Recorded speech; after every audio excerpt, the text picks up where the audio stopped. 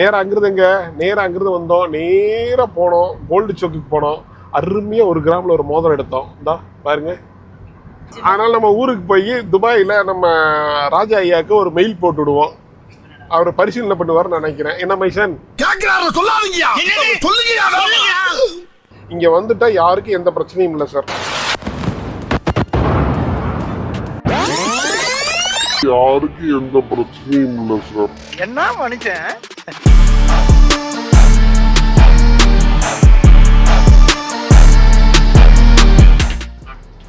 Sir, இன்னைக்கு சூப்பரா இருந்துச்சு. இன்னைக்கு காலையில இருந்து சாயங்காலம் வரைக்கும் நம்ம ஆதி மூலியமா எல்லா பக்கம் துபாய் எல்லா பக்கம் சுத்தி காமிச்சாப்ல. ரொம்ப சந்தோஷம். காலையில ஃபர்ஸ்ட் நேரா எங்க போனோம்? நேரா துபாய் மால் போனோம். துபாய் மால்ல போய் ஒரு நீர்வீழ்ச்சி காமிச்சாப்ல தம்பி. ஆனா குளிக்க மட்டும் முடியல. அங்கிருந்து நேரா வந்தோம், புர்ஜ் கலிஃபாலாம் போட்டோ எடுத்தோம். மக்களே பாருங்க எவ்வளவு பெரிய கட்டடம்னு. அதுக்கப்புறம் எங்க வந்தோம்? அங்கிருந்து தம்பி நேரா மந்தி பிரியாணி ஒரு 6 ஆட்டை கொண்டு வந்து வச்சாங்க. வச்சு எல்லாம் வச்சு செமையா இருந்துச்சு. உண்மை என்ன கிரெடிட்லாம் ஏன்னா அவர் தானே காசு கொடுத்தாரு. கிரெடிட்லாம் அவருக்கு தான். மலை நல்லா இருக்கியா மலை சார், உண்மையிலேயே மந்தி பிரியாணி, ஒரிஜினல் மந்தி பிரியாணி துபாயில் ஃபர்ஸ்ட் கிளாஸாக இருந்துச்சு. அவங்க வந்து பிரியாணி கொடுக்கறதுக்கு முன்னாடி ஒரு சூப்பு கொடுத்தாங்க. அந்த சூப்பு வந்து ரொம்ப அற்புதமாக இருந்துச்சு. ஆட்டுக்கால் சூப்பு. அது முடிஞ்சுன்னா அந்த மந்தி பிரியாணி தர்றாங்க. அதில் வந்து பார்த்திங்கன்னா அந்த கொஞ்சம் காரம் இல்லாமல் இருக்கிறதுக்கு அந்த தக்காளி சாஸு ப்ளஸ் வந்து பார்த்திங்கன்னா அந்த வெங்காயம் தக்காளி பச்சை மிளகாய் எல்லாம் கட் பண்ணி போட்டு அதுக்கப்புறம் பச்சை மிளகா மட்டும் அரைச்சி வச்சு இந்த மாதிரி எல்லாம் இருந்தாங்க. இதெல்லாம் முடிஞ்ச பின்னாடி சாப்பிட்டு முடிஞ்ச பின்னாடி கரெக்டாக வந்து குலோப்ஜா மாதிரி ஒரு கொடுத்தாங்க.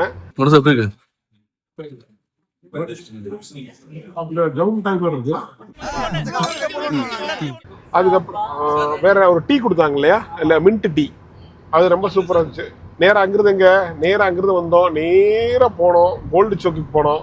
அருமையா 1 கிராம்ல ஒரு மோதிரம் எடுத்தோம். இந்தா பாருங்க, சூப்பரா எடுத்து கையில மாட்டிட்டோம். நாளைக்கு காலையில ஏர்போர்ட்ல யாருக்கும் தெரியாம அதை வீட்டுக்கு கொண்டு போய் சேர்க்கணும். நம்ம ஊர்ல தான் நிதமும் ஒரு சட்டம் போடுவாங்களே, எடுத்துட்டு வாம்பாங்க, விசிட்டிங் போனா எடுக்காதம்பாங்க. நம்ம என்னமா சார், நம்ம இங்க இந்த ஊர் நாட்டு காசுக்கு வந்து வேட் அப்படின்னு சொல்ற அந்த வரி 5% கட்டி நம்ம லீகலா எடுத்துட்டு போறோம் சார். அதை ஏன் சார் இவங்க விட மாட்டேங்கிறாங்க? சாரி, எனக்கு தெரியாது. ஒரு ஆளுக்கு இத்தனை கிராம்னு சொல்லிட்டு பாத்தீங்கன்னா ஒரு சர்க்குலர் போடணும் சார். அந்த சர்க்குலர் இருந்துச்சுன்னு வச்சுக்கோங்களேன், அதை தாண்டி எடுத்துட்டு வரவங்க நீங்க யாரை வேணாலும் பிடிங்க, ஒன்றும் பிரச்சனை இல்லை. ஒரு பெண்கள்னா ஒரு 20 கிராம், ஆண்கள்னா ஒரு 10 கிராம் அப்படின்னு போடுங்க. எந்த ரூலுமே போட மாட்டேங்கிறீங்க. ஒவ்வொரு ஏர்போர்ட்லயும் ஒவ்வொரு சட்டம் போட்டு வச்சிருக்கீங்க. இது வந்து நான் வன்மையா கண்டிக்கிறேன். இது வந்து நான் மோடிஜிக்கு தெரிவிச்சுக்கிறேன். டேய், அப்ப நீ என்ன அடிச்சு பேமஸ் ஆலாம் பாக்குற? நிர்மலா சீதாராமன் பார்த்து இதுக்கு ஏதாச்சும் ஒரு நடவடிக்கை எடுக்கணும் சார். என்ன தேடுறாங்க? சரி விடுங்க. மந்தி பிரியாணி சாப்பிட்டோம். அதுக்கப்புறம் வந்து சென்ட் அடிச்சாங்க, கோல்டு சோக் போனோம், எடுத்தோம். அதுக்கப்புறம் சார் ஒரே ஒரு சின்ன கஷ்டம், பார்க்கிங் தான் சார் இங்கே காசு அதிகமாக வசூல் பண்ணுறாங்க. நம்ம 2 மணி நேரம் நிப்பாட்டி பார்க்கிங்க்கு நம்ம ஊர் காசுக்கு 1500 ரூபா கொடுத்தோம். இந்த ஊர் காசுக்கு 60 கிராம்ஸ். இந்த ஊர் காசுக்கு அது சின்ன காசு, நம்ம ஊர் காசுக்கு பெரிய காசு. அதனால இங்கே இருக்கிற சேக் ஐயாவுக்கு நான் ஒரு கோரிக்கை வச்சுக்கிறேன். ஐயா கொஞ்சம் பார்க்கிங் காசுலாம் ஒரு 10 கிராம்ஸாக பார்த்து கொஞ்சம் கம்மி பண்ணுங்கன்னு சொல்கிறேன். எனக்கு வேலை இருக்கு. அதனால நம்ம ஊருக்கு போய் துபாயில் நம்ம ராஜா ஐயாவுக்கு ஒரு மெயில் போட்டு விடுவோம். அவர் பரிசீலனை பண்ணுவார் நினைக்கிறேன். என்ன மைசன்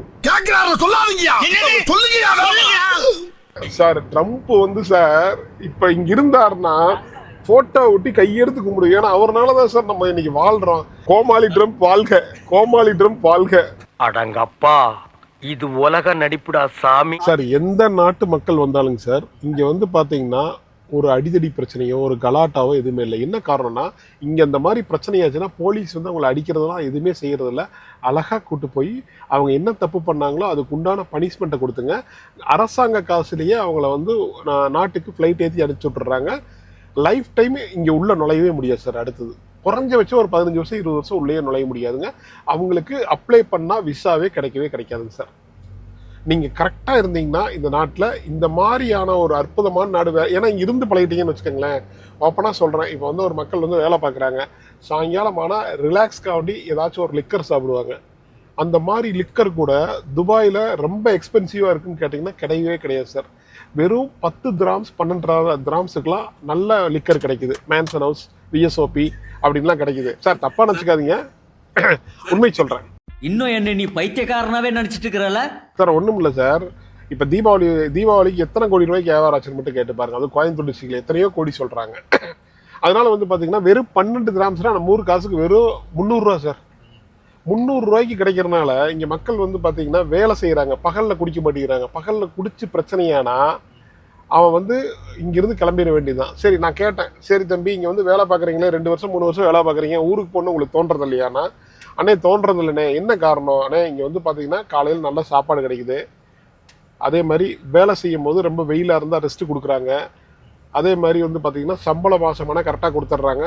யாரையும் வந்து ஏதாவது பிரச்சனையாச்சுன்னா கை தொடக்கூடாது. சப்போஸ் அடிதடி பிரச்சனையாயிருச்சுன்னா சொன்னோம் அப்படின்னா வந்து விசாரிச்சு பார்த்து யாரு மேலே தப்பு இருக்கோ உடனே போலீஸ் நடவடிக்கை எடுக்கிறாங்க சார். சார் இங்கே வந்து பார்த்தீங்கன்னா அன்அஃபீஷியலாக ஏதாச்சும் ஒரு சின்ன பிரச்சனையாச்சு அப்படின்னு சொல்லியாச்சுன்னா வித்தின் 1 ஹவருக்குள்ளே அந்த அக்யூஸ்ட் இங்கே பிடிச்சிடுறாங்க. அதே மாதிரி இப்போ நீங்கள் வந்து பார்த்தீங்கன்னா இந்த ட்ராக்கில் நம்ம போயிட்டு இருக்கோம் இல்லையா, இந்த ட்ராக்ல வந்து ஒரு 100 கிலோமீட்டர் ஸ்பீட்ல ஓட்டோம்னா வண்டி 100 கிலோமீட்டர் ஸ்பீட்ல மட்டும் நீங்க ஓட்டிக்கலாம், 100 110 அப்படின்னு ஓட்டிக்கலாம். ஒரு 120 தாண்டி 121 போகும்போது உங்களை யாரும் போலீஸ்லாம் பிடிக்க மாட்டாங்க சார். அங்கே ஒரு ஃபிளாஷ் லைட் அடிக்கும், உங்களோட பேங்க் அக்கௌண்ட்டுக்கு இந்த மாதிரி வந்து பெனால்ட்டின்னு வந்துடும். இங்கே வருஷம் வண்டி வந்து ரினியூவல் பண்ணும்போது அந்த பெனால்ட்டி கட்டிங்கன்னா தான் இந்த வண்டி அந்த ரோட்டில் ஓட்ட முடியும். சரி, நான் பெனால்ட்டி கட்டல, போலீஸுக்குலாம் தெரியாது அப்படின்னு சொல்லியாச்சுன்னா நீங்கள் இந்த வண்டியை ஓட்டினீங்கன்னா அடுத்த செகண்டு இந்த வண்டி இந்த ரோட்ல ஓடிட்டு இருக்குன்னு சொல்லிட்டு போட்டோ எடுத்து காமிச்சிடும். போலீஸ் வந்து அந்த வண்டியை லாக் பண்ணி கொண்டு போய் யார்ட்ல போட்டுருவாங்க. அப்படி வந்து இங்க இந்த ஊர் யார்ட்ல பலாயிரக்கணக்கான வண்டிகள் சும்மா நிக்குது சார். அதனால வந்து பாத்தீங்கன்னா இங்க கரெக்டா இருந்தா சூப்பரான ஊர் சார். நீங்க போகவே இங்க ஏன் எல்லாரும் நான் கூட நினைச்சேன், எல்லா நடிகர்களும் எல்லாருமே துபாய்க்கு வர்றாங்க, பல கண்ட்ரி இருக்கு, இந்த ஊர்ல வெயில் போட்டு கொண்டு எடுக்குது. ஆமா அஜித் இங்க தான் இருக்காரு, அப்புறம் மாதவன் இங்க தான் இருக்காரு. அவரையும் நம்ம மக்கள் சும்மா விடுறதுல போய் தொந்தரவு பண்றாங்களாம் சார். இப்ப நீங்க அஜித் இருக்காரு இல்லையா, அவர் கூட ஒரு ரவுண்டு நீங்க அந்த கார் ரேஸ்ல ஒரு ரவுண்ட் அடிக்கணும்னா இங்க வந்து 3500 கிராம் சார். அதை கட்டிட்டீங்கன்னா அவர் கூட கார்ல ஏறி உட்காந்து ஒரு சுத்தி வந்துடலாம். அது ஒரு மார்க்கெட் மாதிரி ஆயிடுச்சு. அதனால வந்து இங்க ஸ்டடீஸ் எல்லாமே சூப்பரா இருக்குங்க. அதனால தான் கிரீன் கார்டு வாங்கிட்டு எல்லாரும் இங்க வந்துடுறாங்க. ஏன்னா இங்க வந்துட்டா யாருக்கும் எந்த பிரச்சனையும் இல்லை சார். 2 weeks later.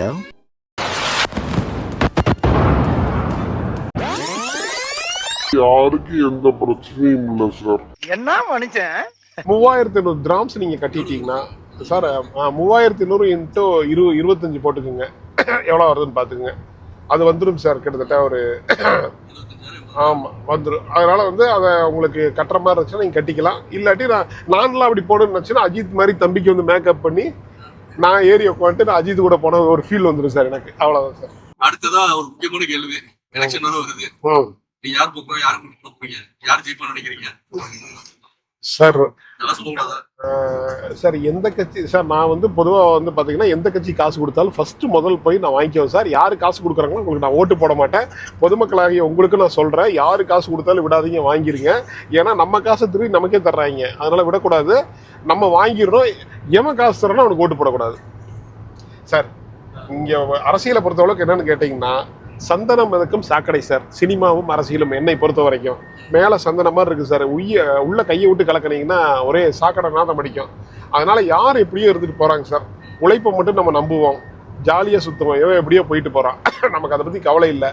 அதனால வந்து பார்த்தீங்கன்னா அரசியலை பற்றி நம்ம பேச வேண்டாம். அரசியலில் சந்தனம் எதுக்கும் சாக்கடை சார். என் தம்பி ஐடி ஃபீல்டில் ஒர்க் பண்ணுறாரு, அமெரிக்கன் கம்பெனியில் ஒர்க் பண்ணுறாரு. நான் தம்பிகிட்ட சொன்னேன், தம்பி உன்னை அது அதிகபட்சம் வந்து பார்த்தீங்கன்னா ஒரு 30 to 40 வயசு வரைக்கும் தான் வச்சிருப்பானுங்க. அதுக்கப்புறம் உன்னை விட இளைஞர்கள் வந்துருவாங்க, உன்னை வந்து வேலையை விட்டு தூக்கிடுவாங்க. உன்னை வேலையை விட்டு போடலாம் சொல்ல மாட்டாங்க, நீ மனசு நோகிற மாதிரி உன்னை பேசுவாங்க, நீயே ரிசைன் பண்ணிட்டு வந்துடுவேன். இல்லை, ஒவ்வொரு மாநிலத்துக்கும் ஒரு கவர்னர் இருப்பார். அவங்க வந்து ஸ்டேட்டாக சென்ட்ரல் கவர்மெண்ட்டோட கட்டுப்பாட்டில் இருப்பாங்க. அந்த மாதிரி ஒரு நிலைமை வந்தால் அந்த மாநிலத்தை மட்டும் மத்திய அரசாங்கம் எடுத்துப்பாங்க. அதுக்கப்புறம் பெரும்பான்மை யார் நிரூபிக்கிறாங்களோ அவங்களுக்கு ஆட்சியை கையில் கொடுத்துருவாங்க சார். வேலைக்கு போகணும், வேலைக்கு போயிட்டு இருக்கும்போது காசை வந்து சம்பாதிக்கணும், 30% சேவிங்ஸ் பண்ணணும். அந்த சேவிங்ஸ் பண்ணது வந்து கோல்டுலேயோ சில்வர்லேயோ இடத்துலையோ முதலீடு பண்ணணும். இன்னைக்கு இருக்கிற உலக நிலவரம் சரியில்லை சார்.